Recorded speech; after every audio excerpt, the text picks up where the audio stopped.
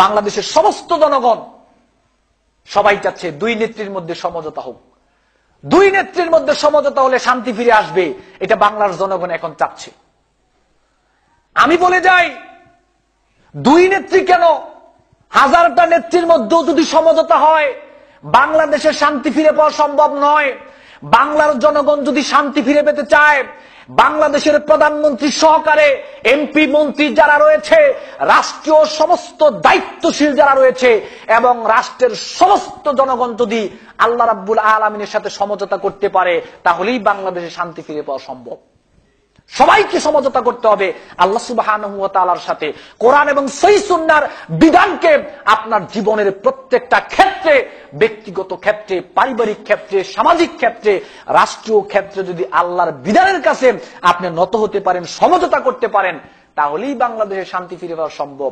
বিকল্প কোন রাস্তা আমাদের জন্য খোলা নাই, কারণ এটা আল্লাহ রাব্বুল আলামিনের পক্ষ থেকে গজব। গজব। ফাত্তাকুন নিসা, নারীকে ভয় করো, নারী থেকে বেঁচে থাকো। ফাইন্না আউওয়ালা ফিতনাতি বানি ইসরাইল কানাত ফিন নিসা, বনি ইসরাইল ধ্বংস হয়ে গিয়েছিল নারীদের কারণে। আর আজকে নারী ব্যবহার করে আমাদেরকে ধ্বংস করার চেষ্টা চলছে। সহিহ বুখারীতে এসেছে, রাসূল সাল্লাল্লাহু আলাইহি সাল্লাম বলেছেন, মা তারাকতু বাদি ফিতনাতান আদারু আলা রিজালি মিনান নিসা। রাসূল বলেছেন, আমি চলে যাচ্ছি, পুরুষের জন্য সবচেয়ে বেশি ভয়ঙ্কর একটা বস্তু রেখে যাচ্ছি, তার নাম নারী। পুরুষের জন্য সবচেয়ে বেশি ভয়ঙ্কর একটা জিনিস রেখে যাচ্ছি, তার নাম নারী। নারী দিয়ে আজকে আমাদেরকে ধ্বংস করার চেষ্টা চলছে। আগে ছিল নারী মিছিলের পিছনে, এখন নারী মিছিলের সামনে। আগে ছিল নারী মিছিলের পিছনে, এখন নারী মিছিলের সামনে। কেন জানেন? তিরমিজি শরীফে এসেছে, রাসূল সাল্লাল্লাহু আলাইহি সাল্লাম বলেছেন, লা ইয়াখলু আন্না রাজুলুন বিইমরাতিন ইল্লা কানা সালিসুমা শাইতান। একটা পুরুষ এবং একটা নারী যদি একসাথে হয়, সেখানে তৃতীয় আরেকটা শক্তি অ্যাটম বোমার মতো কাজ করে, তার নাম শয়তান। রাসূল বলেছেন। তিরমিজি শরীফে এসেছে, আল মারআতু আওরাতুন ফাইজা খারাজাত ইস্তাশরাফা শাইতান। রাসূল সাল্লাল্লাহু আলাইহি সাল্লাম বলেছেন, ও নারী শুনে রাখো, ও নারী শুনে রাখো, আল্লাহ রাসূল বলেছেন নারী হচ্ছে ঢেকে রাখার বস্তু, নারী হচ্ছে আবরণে ঢেকে থাকার বস্তু। ওয়াকারনা ফি বুয়ুতিকুন্না, আল্লাহ রাব্বুল আলামিন বলেছেন নারী হচ্ছে ঘরে থাকার বস্তু। রাসূল বলেছেন নারী হচ্ছে আবরণে ঢেকে রাখার বস্তু। আর এই নারী যখন আবরণ থেকে বের হয়ে বাহিরে চলে যায়, তখন শয়তান নারীকে আরেকটা পুরুষের চোখে আকৃষ্ট করে তুলে ধরে। আইয়ুমা ইমরাতিন ইস্তাতরাত ফামাররাত আলা কওমিন লিয়াজিদু মিন রিহা ফাহিয়া জানিয়াতুন।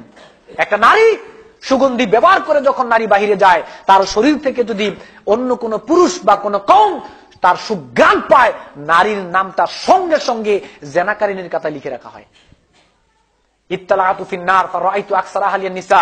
সহিহ বুখারী মুসলিমে এসেছে, রাসূল সাল্লাল্লাহু আলাইহি সাল্লাম বলেছেন, আমি জাহান্নামের দিকে তাকাইলাম, দেখতে পেলাম বেশিরভাগ জাহান্নামের অধিবাসী হচ্ছে নারী। সহিহ মুসলিমে এসেছে, সিনফান মিন আহলিন নার লাম আরাহুমা কওমুন, দুই দল লোক জাহান্নামী, এর মধ্যে একটা হচ্ছে ওয়া নিসাউন কাসিয়াতুন আরিয়াতুন মাইলাতুন মুমিলাতুন কাসতিমাতিল বুখতিল মাইলা লা ইয়াদখুলনা জান্নাহ।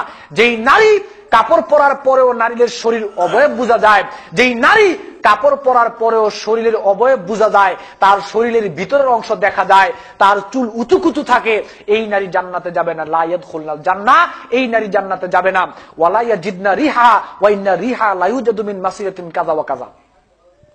এই নারী জান্নাতে যাবে না তো যাবেই না, এই নারী জান্নাতের গানও পাবে না, অথচ জান্নাতের গান অনেক দূর থেকে পাওয়া যায়। কেন নারী বেপরদে চলাফেরা করলো? আজকে নারী তুমি সম অধিকার চাচ্ছ। আল্লাহ রাব্বুল আলামিন তোমাকে সম্মান দিয়েছিল পর্দার ভিতরে, আল্লাহ রাব্বুল আলামিন তোমাকে সম্মান দিয়েছিল পর্দার ভিতরে। টিউব যদি বলে, ও ভাই টায়ার, এতদিন তুমি বাইরে ছিলে, আমি টিউব ভিতরে ছিলাম, আজ থেকে আমি টিউব আর ভিতরে থাকতে চাই না, আমি টিউব সম অধিকার চাই টায়ারের, এখন থেকে আমি বাহিরে ঘোরাফেরা করব। টিউব যদি এই কথা বের হয়ে বাহিরে যায়, 2 সেকেন্ড টিকবে টিউব? বলেন আপনারা টিকবে? টিকবে না। তো নারী যদি সম অধিকার চায়, সম অধিকারের নামে আজকে তোমরা ঘর থেকে বের হয়ে গিয়েছো, তোমরা টিউবের মতো এখন ফুটুস হয়ে গিয়েছো, তোমাদের আর এখন কোনো সম্মান নাই।